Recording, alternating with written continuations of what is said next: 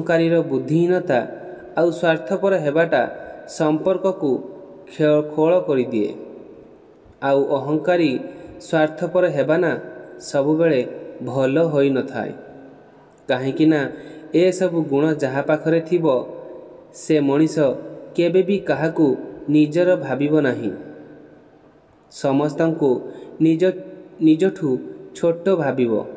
ଆଉ ଏମିତି କରିବା ଦ୍ୱାରା ସମ୍ପର୍କ ବର୍ବାଦ ହୋଇଯାଏ। ଚେହେରା ଯେତେ ସୁନ୍ଦର ହେଉ ପଛେ ଯଦି ବାଣୀରେ ମଧୁରତା ନାହିଁ ତେବେ ଲୋକ ମୁହଁ ବୁଲାଇ ଦିଅନ୍ତି। ସେଥିପାଇଁ ବନ୍ଧୁ ସବୁବେଳେ ଚେଷ୍ଟା କର ନିଜର ବାଣୀ ଯେପରି ମଧୁର ହେବ।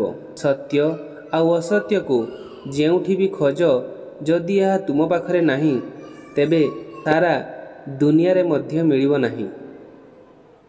ସତ୍ୟ ଆଉ ଅସତ୍ୟ ଦୁଇଟି ଯାକ ଏମିତି ଏକ ଜିନିଷ ଏହା ତୁମକୁ ସେତେବେଳେ ଦେଖାଦେବେ ଯେତେବେଳେ ତୁମ ପାଖରେ ଏହାକୁ ଦେଖିବାର ଭାବନା ଥିବ। କହିବାକୁ ଗଲେ ଏ ଦୁଇଟି ତୁମ ପାଖରେ ନାହିଁ ତେବେ ଏହା କାହା ପାଖରେ ବି ନାହିଁ।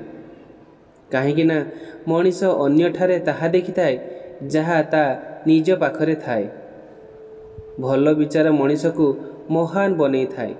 ଖରାପ ଚିନ୍ତା ହିଁ ମଣିଷକୁ ବର୍ବାଦ କରିଦିଏ। ଭଲ ବିଚାର ଭଲ କର୍ମ ଓ ମଣିଷକୁ ମହାନ କରିଥାଏ। କାହିଁକି ନା ବିଚାର ଆଉ କର୍ମରୁ ମଣିଷ ନିଜର ପରିଚୟ ସୃଷ୍ଟି କରିଥାଏ। ଯଦି ମଣିଷ ପାଖରେ ଉତ୍ତମ ବିଚାର ନାହିଁ ତେବେ ତାକୁ କେହି ବି ମହତ୍ତ୍ୱ ଦିଅନ୍ତି ନାହିଁ। କାହିଁକି ନା ଖରାପ ଚିନ୍ତା ହିଁ ମଣିଷକୁ ତଳକୁ ଖସାଇଥାଏ।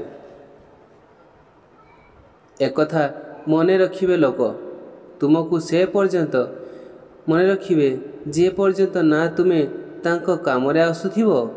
କାମ ସରିଯିବ ତ ସେ ତୁମକୁ ଭୁଲିଯିବେ।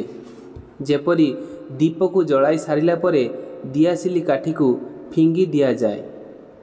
ଏ ଦୁନିଆକୁ ଖରାପ କହୁଥିବା ଲୋକ ଏକଥା ଭୁଲିଯାଆନ୍ତି ସେ ବି ଏ ଦୁନିଆରେ ରହୁଛନ୍ତି ବୋଲି। ସବୁ କଥାରେ ଭାଗ୍ୟକୁ ଦୋଷ ଦେବା ଠିକ୍ ନୁହେଁ। କାହିଁକି ନା ବେଳେବେଳେ ଆମ ଇଚ୍ଛା ହିଁ ଆବଶ୍ୟକ ଠାରୁ ଅଧିକ ହୋଇଥାଏ। ସେ ସମୟକୁ କେବେ ଭୁଲନ୍ତୁ ନାହିଁ ଯେତେବେଳେ ନା ଆପଣ ଧୋକା ଖାଇଥିଲେ। କାହିଁକି ନା ସେ ସମୟ ହିଁ ତୁମକୁ ବଞ୍ଚିବା ଶିଖାଇଥାଏ। ଯଦି ଏଇ ଛୋଟ ଛୋଟ କଥା ଆପଣଙ୍କ ଜୀବନରେ ଉପଯୋଗୀ ବୋଲି ଭାବୁଛନ୍ତି ତେବେ ଚ୍ୟାନେଲକୁ ନିଶ୍ଚିତ ଭାବରେ ସବସ୍କ୍ରାଇବ୍ କରି ପାଖରେ ଆସୁଥିବା ନୋଟିଫିକେସନ୍ ବେଲ୍କୁ ଅଲ୍ କରନ୍ତୁ।